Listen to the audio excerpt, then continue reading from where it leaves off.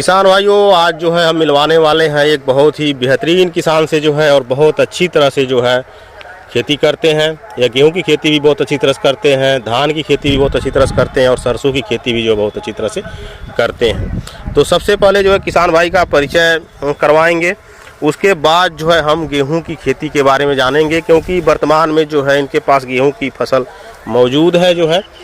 तो चलिए किसान भाई से उनका नाम और उनका गांव जानते हैं, उसके बाद जो है गेहूं की फसल के बारे में जानते हैं।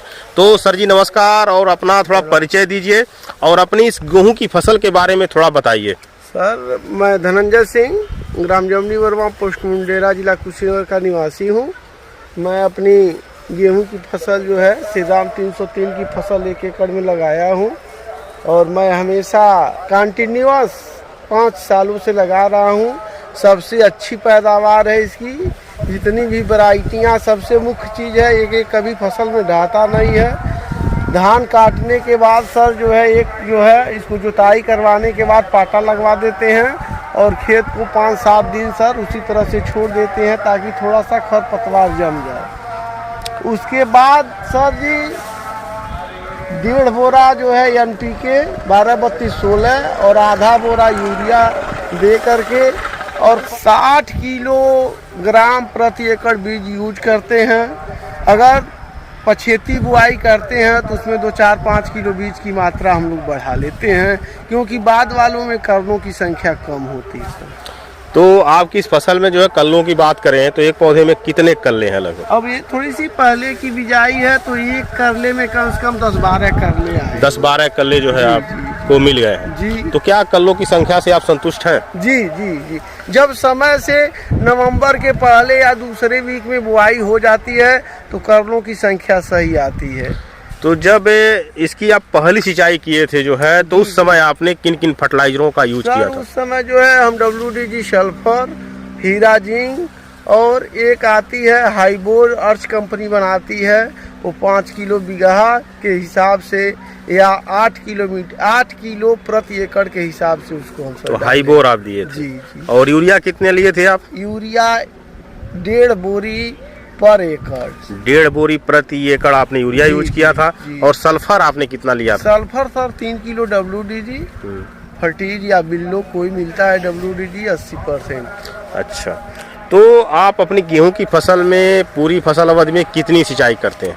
सर 2 करते हूँ, और समय के अनुसार अगर तापमान तेजी से वृद्धि हो रही है तो 3 सर करना पड़ता है। तो वर्तमान समय हम देख रहे हैं आपकी फसल में जो है बालियां निकल गई है जो है, और फसल भी काफ़ी एकसार है और अच्छी लग रही है जो है। तो अभी तक इसमें आप कितनी सिंचाई कर चुके? 2 सिंचाई कर दिए हैं, और मिट्टी में अभी नमी बरकरार है।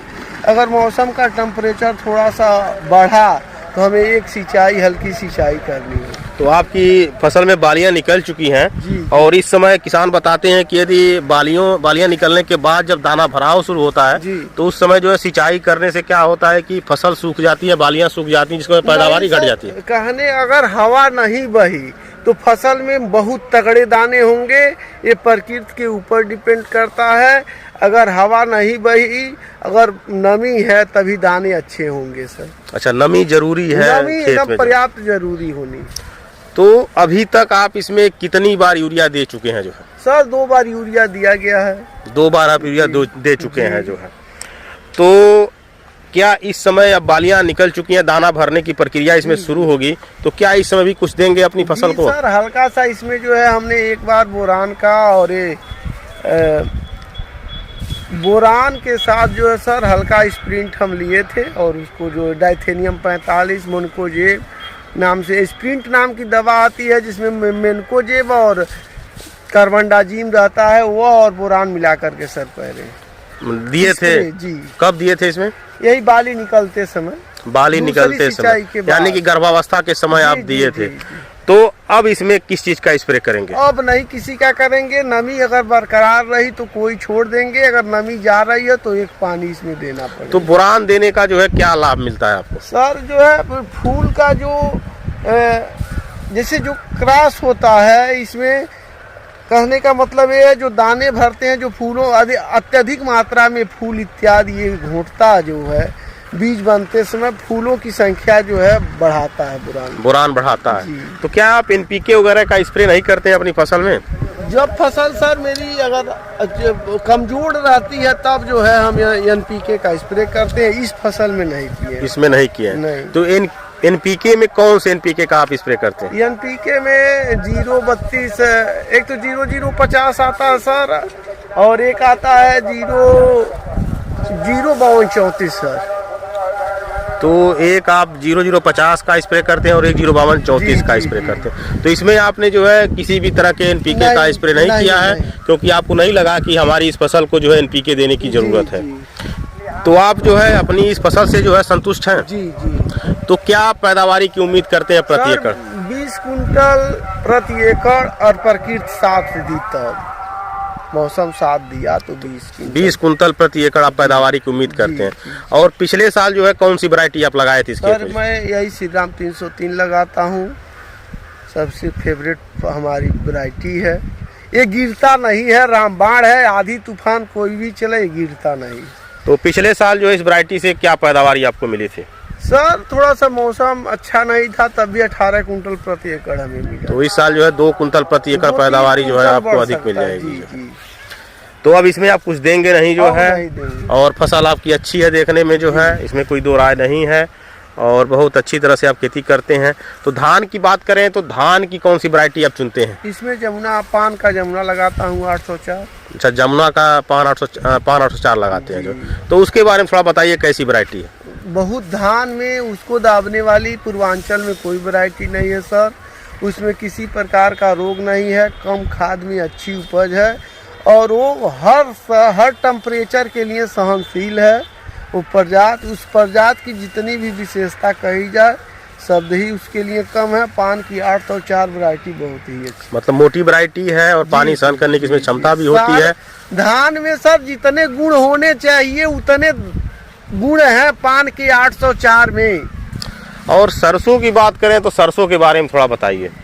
सरसों सर मैं एक लगाया हूँ, सामने आपको प्लाट दिखाई दे रहा है, अपना कैमरा उधर करें तो एक प्रजाति हम लगाए हैं 5210 बायर कंपनी की, जो क्रिस्टल ने खरीद लिया है। अच्छा, 5210 लगाए। तो जी सर वो भी बहुत अच्छी हमारी वैरायटी है। तो क्या पैदावारी की उम्मीद करते हैं इस साल उस वैरायटी से? 8 से 10 कुंटल प्रति एकड़।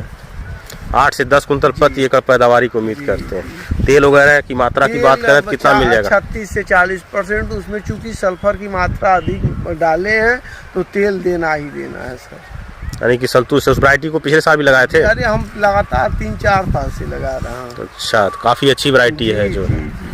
तो और किस चीज़ की खेती आप कर लेते हैं?